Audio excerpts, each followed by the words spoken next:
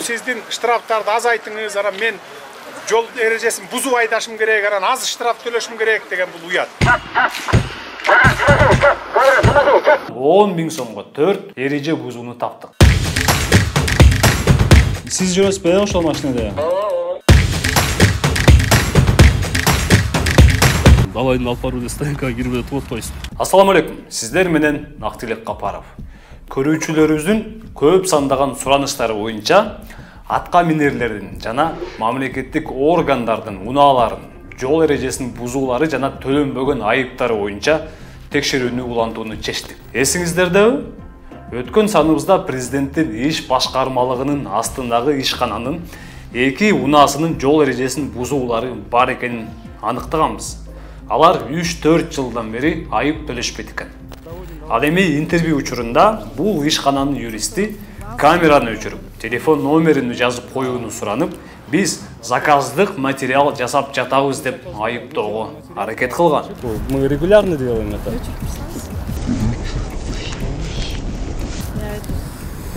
это. Смотрите, труда не доставит. Что нужно сделать?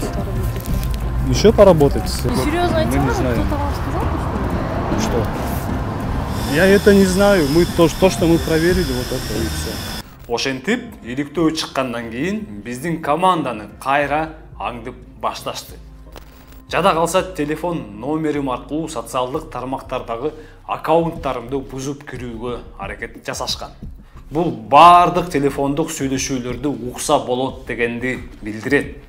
Коррупцияны, тууганчылыкты, мыйзам бузууларды жана айып пулдарды ашкерелеп жатканыбыз дагы бирөөлөргө жакпай калды окшойт. Ошентип, ар кандай провокациялар аркылуу биздин оозубузду жабууга аракет кылып жатышат. Алар өздөрүнүн кылыктарын жашырууга да аракет кылышууда. Бирок андай болбойт. Баштайлы. Бул чыгарылышта биздин команда Жогорку Кеңештин президенттин Ысык Көл облусундагы өкүлчүлүгүнүн машинелерин жана патрулдук милициянын унаасын текшерүүнү чечти. Бул 2012 жылы чыккан Toyota Land Cruiser. Ушул жол тандабастын ээси Ысык Көл облусундагы өкүлчүлүктүн бөлүмү. Ушул унаанын уруксат берилген ылдамдыктан жогору айдагандыгы үчүн 2 айыбы бар. Бирок андан бери бир нече ай өтүптүр. Айып пулдар болсо ушул күнгө чейин илинип турат. Эми алар бизге мындай деп жооп беришти. Алло, саламатсызбы? Ильяс Жеңишевич бекен?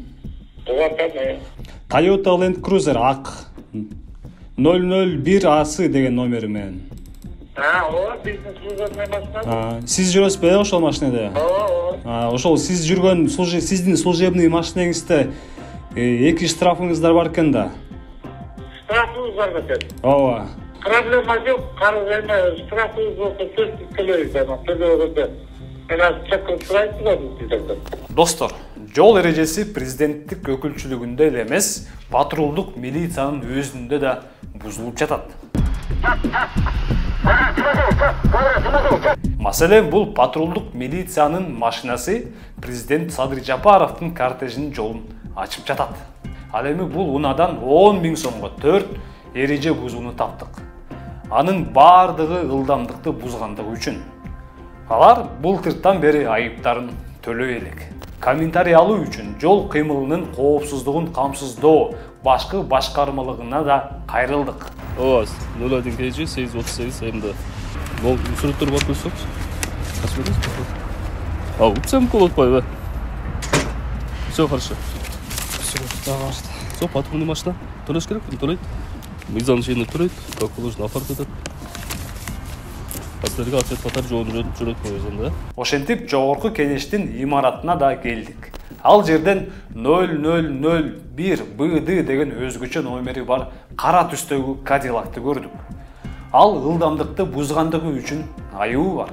Көрсө, унаанын ээси аттарынын биринчи тамгаларына караганда Жогорку Кеңештин иш башкармасы экен. Бирок Садыр Жапаров Жогорку Кеңештин жана президенттин иш башкармалыктарын бириктиргендиктен бул кызматтык унаада ким жүргөнүн билели деп чечтик. Управ делами деген бизде жок бүгүнкү күндө. Билесиңер. Биз президенттин иш башкармалыгына карайбыз. Калган Калган суроолорду бизге тиешелүү эмес экен бул суроолор. Бул жерге көп машиналар келет да. Анан биз кайсыл машина, кайсыл министерствого, ведомствого караганын, кайсыл жака караганын биз биле албайбыз да. Азыркы машинада ким жүргөнүн билбейсиз, кимдин служебный? Спикердики, вице-спикердики, депутаттык Биз эмес алданылар.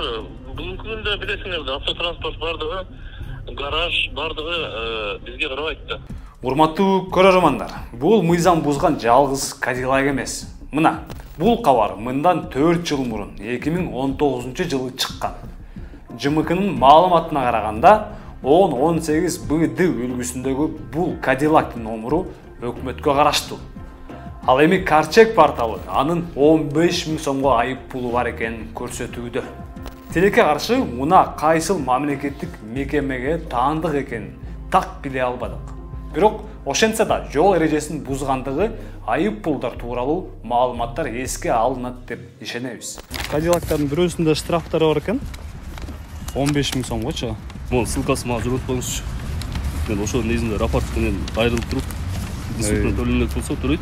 А мындай нерсени далайын алып барып эле стоянкага кирип эле туруп атпайсың.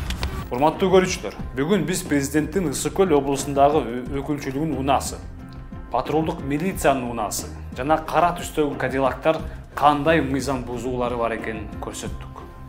Биздин команда атка минерлер жана мамлекеттик органдар айып пулдарын төлөп, Кыргызстандын мыйзамдарын сактоонун үлгүсүн көрсөтүшү үчүн мындай мыйзам бузууларды аныктоону уланта бермекчибиз.